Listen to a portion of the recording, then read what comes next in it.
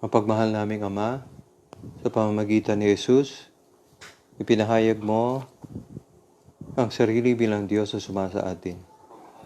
At sa pamamagitan ng Espiritu Santo, si Jesus ay naririyan na kasama namin sa Eucharistia, sa ibang mga sakramento, sa Iglesia. Ang iyong Espiritu Santo ay ang ikalawang Emmanuel. Ibuhos mo ang iyong Espiritu upang buhayin at panibaguhin ang Iglesia sa kabanalan at sa biyaya ng mas maraming bokasyon sa pagpapari at buhay relihiyosa. Ibuhos mo ang iyong Espiritu sa mga dukha at bigyan mo sila ng kagalingan, aliw at katatagan. Ipadala mo ang iyong Espiritu sa bawat isa sa amin upang isantabi namin ang daan na masapang pita ng laman at maisabuhay ang isang malakas na buhay espiritual. Ama, sa tulong ng iyong Espiritu, bigyan mo kami ng tapang na ipahayag ang pangalan ni Jesus sa mga taong malapit sa aming puso at ang pagiging bukas palad na maibahagi ang kanyang pag-ibig sa mga taong malayo pa sa kanya. Dinadalangin namin ng bawat tao sa buong mundo nawa ay maanyayahan na kilalanin at mahalin si Jesus, ang tagapagligtas at manunubos. Naway makilala nila ang kanya nag-uumapaw na pagmamahal. Naway ang pag-ibig ding ito ang magbabago sa lipunan. Hinihiling namin ito sa pamamagitan ni Kristo na aming Panginoon. Amen. Mahal na Birhen ng Peña Francia, ipanalangin mo kami. Mahal na Birhen ng Candelaria, ipanalangin mo kami. San Pablo Apostol, ipanalangin mo kami. San Juan Apostol at Evangelista na aming patron, ipanalangin mo kami. Lahat ng mga anghel at banal sa langit, panalangin ninyo kami. Muli po, mga kapatid, magandang gabi sa inyong lahat. Kakasama-sama na naman po tayo sa ating programs, weekly programs, and I hope palagi ninyo kaming inaantabayanan at para nang sa gayon, we grow in the virtue of faith, especially lalo na ngayon. Nasa panahon tayo ng bansa, mga kapatid, na kaya tulungan niyo po kami na marami pang mga kapatid sa pananampalataya, even non-Catholics, no? That they also we would come and listen, tulong po. Tulong tayo, lalo na ngayong akala natin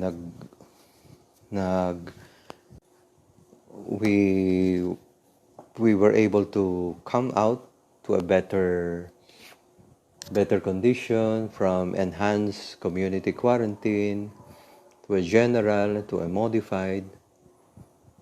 Kaya nga ang problema, napakalaki, is because especially yung maraming kapatid natin na the ordinary people, ordinary working people, especially the poor people. Yun po ang malaking problema natin sapagkat naubos na yung kanilang mga savings. Never mind the rich people, but I mean itong mga kapatid natin na mga ordinaryo, even the small and probably even the medium business people, marami po ang apektadong maigi. Kaya sana itong ating programa makatulong kahit man lang papaano, especially to strengthen all of us. Sama-sama po tayo, especially we cannot go through this without a strong faith. Yan nga ang layunin ng ating programa, na matulungan po tayo, especially to have a very strong faith, a faith that can weather difficulties, especially something like this one, na marami sa atin talagang we were all caught by surprise. No? Ako nga, sinasabi ko, I never expected that I would experience a pandemic in my lifetime, mga kapatid. Ano? Kaya, magpasalamat tayo sa Diyos. Especially here in Camarines Norte, we had a few positive cases of COVID. And hopefully, by the mercy of God, especially because of our prayers, mga kapatid. Wala naman tayong for 3 months, I have been saying that we need a miracle to overcome itong dinadaanan natin ngayon, mga kapatid. Especially, hindi naman kagalingan itong ating gobyerno. Mukhang they're not really up to their job, especially harapin itong mabigat na hinaharap natin ngayon. So, last week we were talking about nation building, mga kapatid. Nation building. At napag-usapan natin yung unang component. The first component of this is the steel foundation, steel component, mga kapatid. Steel component. At napag-usapan natin ano ba yung bakal kung tayo gumagawa ng isang building. In nation building, that steel component is excellence and a sense of duty. Nung isang Sabado, yan ang natalakay po natin. The excellence and a sense of duty. Now, we go to the second component, mga kapatid, which is the gravel, sand, and pebble components. Na walang ibang tinutukoy kundi the virtues, mga kapatid. The virtues. Katangian, mga kapatid. Katangian, napakahalaga. So, ito yung graba, buhangin, at mga bato na kailangan sa pagtatayo ng building. Sa nation building, ito yung tinatawag nating katangian. Virtues. And what are the virtues? The virtues are those stable dispositions, mga kapatid, stable dispositions that make a person good or do good. It is to this that we liken the gravel, sand, and pebble components of this foundation. Yan. At alam natin, ang mga katangian, mga kapatid, ay nakakamit natin sa pamamagitan ng practice. Kaya nga ito yung mga magulang natin, siguro hindi sila nag-aalam. But every parent, tayong lahat, mula noong tayo mga maliliit pa, sinanay tayo ng ating mga magulang. Walang magulang na hindi ka sasanayin, di ba? Sabi niya, habang lumalaki, mula maliit ka pa, sinasanay tayo probably without their knowing it, our parents were really trying to develop virtues in us habang mga bata. Kaya nga, napakahalaga na maintindihan po natin, mga kapatid, na habang bata pa ay dapat sinasanay na tayo. Sigurado ako, lahat tayo dito, kayong mga nakikinig, including myself, I'm sure na kayo at ako makakapagsabi, na kung hindi sa pagtsatsaga ng ating mga magulang, sa pagpapalaki sa atin, sa kabutihan, hindi tayo magiging mga mabubuting mamamayan, mga mabubuting anak. Di ba? Kung hindi sa kanila. Kaya utang natin sa mga magulang natin at hindi natin mababayaran, mga kapatid. One acquires virtues as he constantly practices a good act, up to a point that the act becomes part of him. Parang second nature na, no? Saka uulit-ulit mo, katulad ng mga bata pa tayo.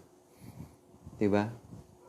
Sinasanay tayo ng ating mga magulang, especially yung papasok na tayo sa eskwelahan. Ginigising tayo ng 1 oras, 'di ba? Kung ang pasok natin ay 7 o'clock, 6 o'clock, ginigising na tayo ng ating mga magulang. And I know kayo at ako, nung maliliit pa tayo, no? Yun ang isa sa mahirap na gawin natin. Ano po? Kahit ginalaw na tayo ng ating mga magulang, ayaw natin. Especially tayong lahat siguro, inabutan natin yung kindergarten. Whereas, itong mga kabataan, ngayon siguro, yan, mas marami silang dinaanan. May nursery, ano po, diba? Ang daming nadagdag. Kaya, importante na, in simple words, we call a virtue a good habit. Yan, mabuting ugali, good habit, mga kapatid. As opposed to vice as a bad habit. No? Kaya pag sinabi virtue, katangian, ayan, mabuti ugali. Pag hindi natin natutunan yon at nagtamad-tamad tayo, ano ang na-develop natin? Vice or bisyo, which is a bad habit, mga kapatid, bad habit. Both are habits. Acts that you have gotten used to that, to practice them does not require much effort anymore at some point. Di ba? Saka kapapaulit-ulit sa atin ng ating mga magulang nung tayo mga maliliit pa. Una, hirap tayo. Di ba? Hirap tayo. Katulad ng paglinis, the habit of brushing your teeth, the habit of taking a bath, di ba? The habit of saying po. Di ba? Katulad ngayon, maraming mga magulang, nakakalimot na yata ng pagtuturo ng po. Napakahalaga. Di ba? Sa mga nakatatanda. No? Paggalang. And so many others, no? Pagiging honesto. Di ba? Sinasabihan tayo ng mga magulang natin. Kapag hindi sa iyo, huwag mong kukunin. No? Pag may nakita ka, hindi sa iyo, huwag mong kukunin. Isa sa uli mo. Di ba? Kaya ito mga kapatid, very important. There's something to do with our future and the future of our family. Ang pamilya na magkakaroon tayo kung sakaling especially yung mga tinawag sa bokasyon ng pag-aasawa. Diba? Gayon din yung mga tinawag sa bokasyon ng pagpapari, pagiging madre, o di kaya hindi pag-aasawa. All of these things will depend doon kung nasanay tayo ng ating mga magulang sa katangian ng pagdarasal, for example. Di ba? Magandang ugali ng pagsisimba. No? Paghingi ng tawad, pagpapakumbaba. Di ba? Nang iniiwasan, sinasabihan tayo ng ating mga magulang, huwag maging mayabang. Di ba? So, all these things, mga kapatid, all these things will depend a lot on how we were brought up by our parents, no?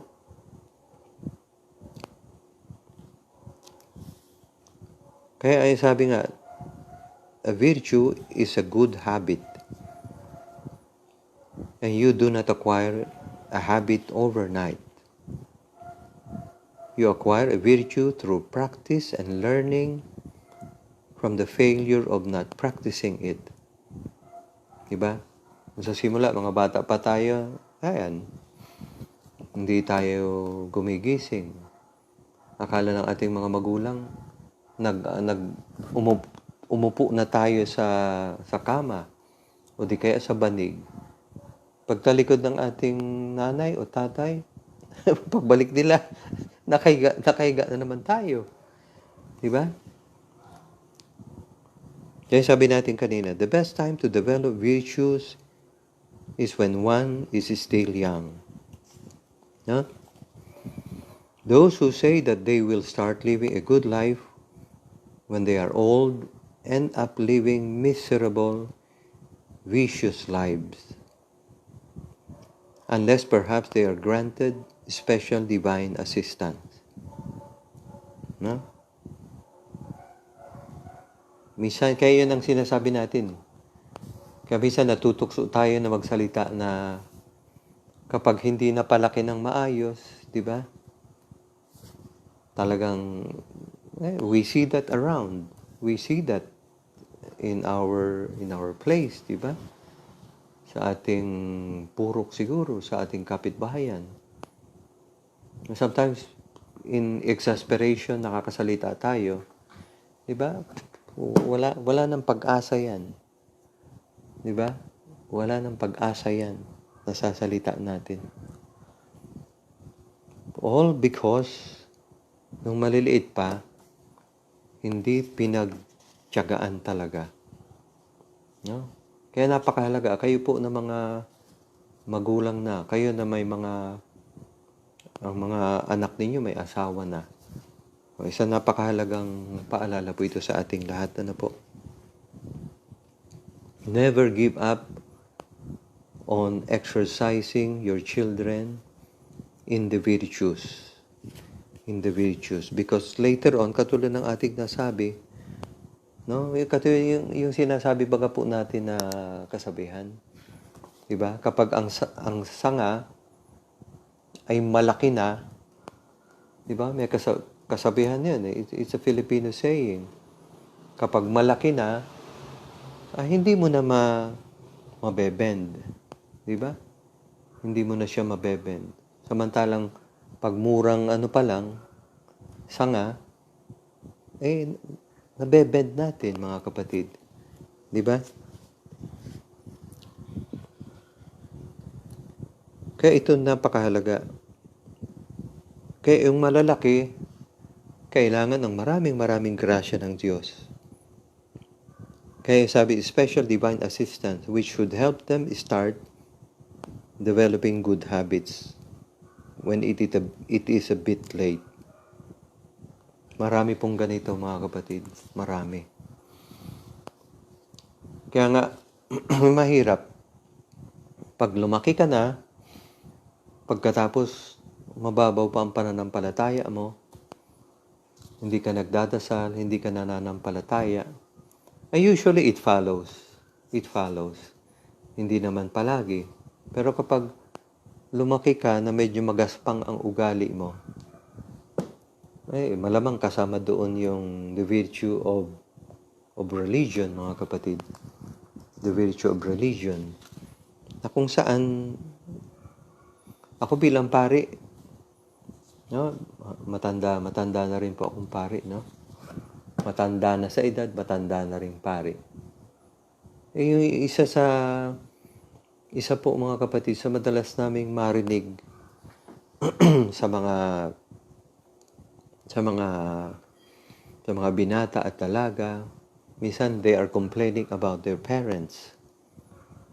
Mga misis na nagko-complain sa kanilang mga mister. Diba? And usually, they come to you and kaya nga yung counseling is very, very important. Ano po mga kapatid? Lalo na ngayon ha, please. Kayo po, reach out to many friends. Lalo na ngayon, ang hirap-hirap ng ating buhay. Reach out to many friends. Especially, baka hindi tayo nag-aalam mamaya, some people are already on the brink of committing suicide. It has happened already. It happened already, mga kapatid. Nitong mga nakaraang buwan. Ano po? Dito sa atin, meron nangyari, ano po, na nakakalungkot pag naaalala ko po yun. Ano, I'm sure kayo rin nalulungkot, ano po. Pati yung 3 anak na pagdiskitahan.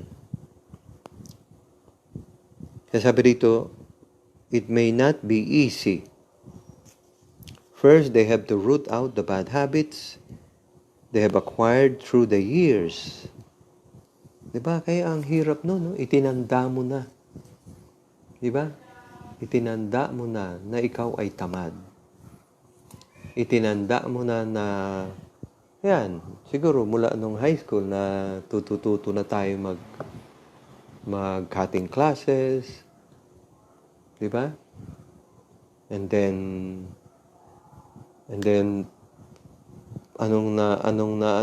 it's sugal o bilyar o di kaya inom. Mga kapatid, ano po. Kaya very important po na sana especially yung pagdarasal, ano po. Isa sa gawain ng pari is to pray for all these poor people. And you see so many usually the wives, ang mga babae, ang mga misis, nagdurusa sila gawa ng bad habits ng kanilang mga mister. And sometimes you also have a few husbands who suffer because of the bad habits of their wives. No? Kaya meron bagang popular saying, it is hard to teach old dogs new tricks. It is hard to teach old dogs new tricks. Diba? Pag ang aso malaki na, ay mahirap ng turuan. Ano po? Kaya mga kapatid, importante ha, tayo, mga malalaki na tayo ngayon, sana sa tulong nitong radio program, kayo at ako, no? Ay napakahalaga, buhay pa tayo. Magpasalamat ka at buhay ka pa. Kung merong natututo ka dito, kung merong narinig ka na nakaantig sa'yo, it's the Holy Spirit that is talking to you, mga kapatid. It's the Holy Spirit that is talking to you. Making good use of my poor speaking ability. Making good use of this little program. Kaya palagi ko sinasabi, sana tulungan pa natin ang maraming mga kapatid natin sa pananampalataya na maabot pa nitong ating kaunting radio evangelization. Ano po? Sabi rito, do not get used to bad manners. Ano po? No matter how small they are, and whether you are alone or with others, mga kapatid. Huwag tayong masanay. Ano po? Never get used to bad habits, bad manners. No? Mahalaga na habang buhay pa tayo. Especially yun, magpasalamat tayo sa Panginoong Diyos kung meron tayong mga good friends. Ano po? Mga katrabaho po ninyo, mga relatives, or very good friend, or best friend, who is just within reach, mga kapatid, na through telephone, through cellphone, ngayon, ang dami-daming pagkarami-raming paraan na ng communication, mga kapatid. Ano po? You have the cellphone, you have the messenger, you have the dami. You have the internet, you have the Wi-Fi. Kaya magpasalamat tayo if you have especially kung buhay pa ang mister mo, kung buhay pa ang misis mo. No? Minsan tingin ninyo sa inyong mga mister, tingin ninyo sa inyong mga misis, kontrabida. No? Kasi pinupuna tayo. Katulad namin mga pari, no? Who could say that the priest is perfect? Nobody. Even us. I keep on repeating that. No, na tulungan niyo po kami. Na kami rin, because we're not perfect. May mga, kaya nga yung sinasabi kong seminary formation. Diba? You went through philosophy. And then you went to theology. How many years was that? Diba? Ang tagal nun. Para ka nang nagdoktor. 4 years of philosophy. 4 years of theology. 8 years. Pagkatapos, yan, especially when we fail to open. Kaya very important mga kapatid, to be very open. Because only when you are open and when you are sincere, these are virtues mga kapatid na pinag-uusapan natin. Openness. Openness sa iyong misis. Openness sa iyong mister. Sincerity. Sana maiwasan natin, pag may sinasabi sa atin, huwag tayong magalit. O siguro, may kaunting smirk, na medyo pumangit yung mukha mo, pero naiwasan natin na mapikon. Because otherwise, wala nang magmamalasakit, lalo na sa mga pari. Di ba? Minsan kaawa-awa mga pari. Minsan pati, siguro akala namin, perfect na kami. But the reality is, parishioners are afraid. Lalo na Pilipino. Siguro sa mga Amerikano, hindi masyado. Pilipino. No? Mga takot tayo.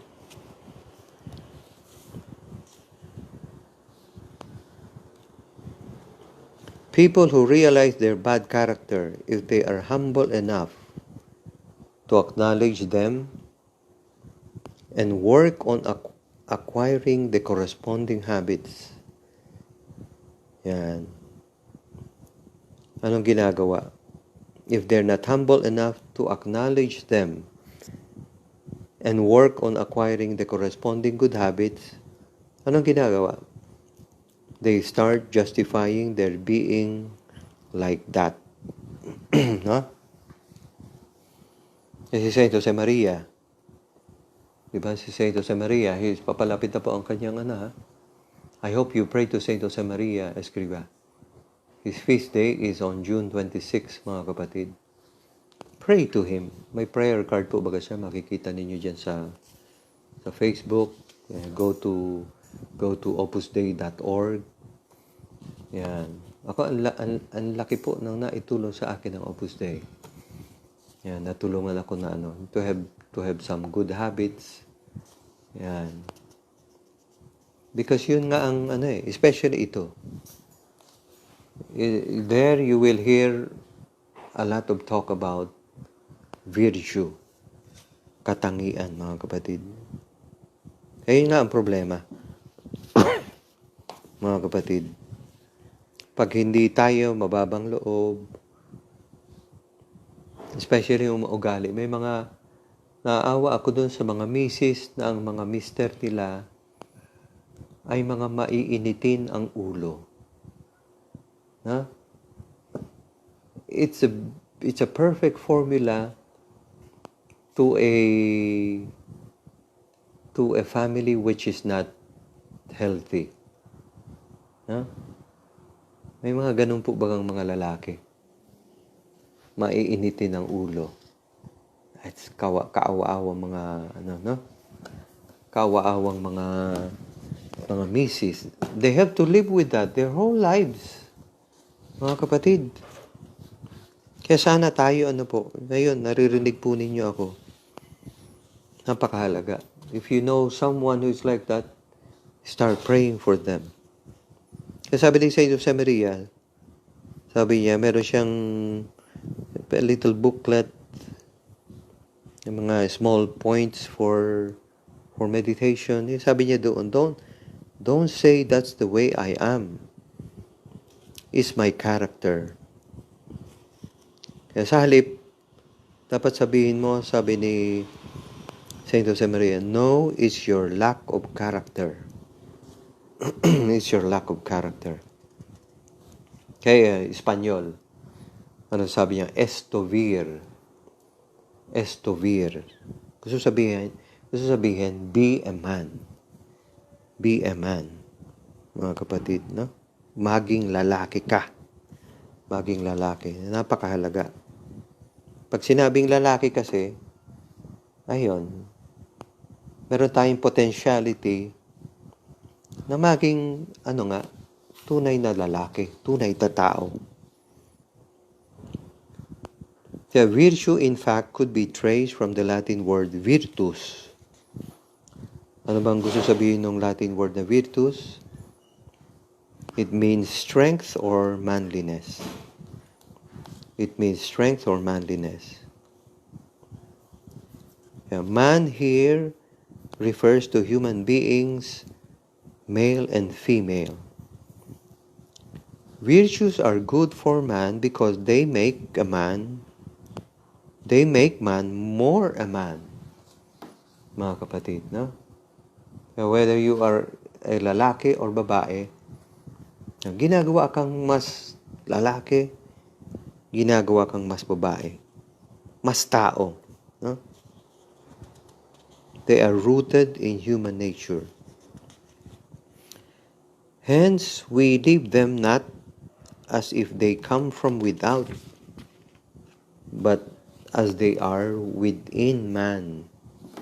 Nasa sa loob ng tao yan, mga kapatid. Ano po, tandaan. Nasa sa loob ng tao. Kaya nga dapat ma-develop. Kaya it's a potential. No? Pwedeng maging ganon.